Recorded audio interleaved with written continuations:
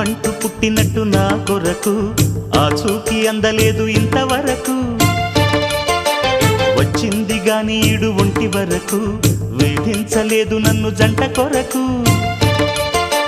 చూశాక ఒక్కసారి ఇంత వెలుగు నా వంక రాను అంది కంటి కునుకు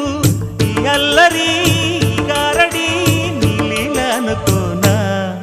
నీ పేరు ప్రేమ అవునా ఇవాళే నిన్ను పోల్చుకుందా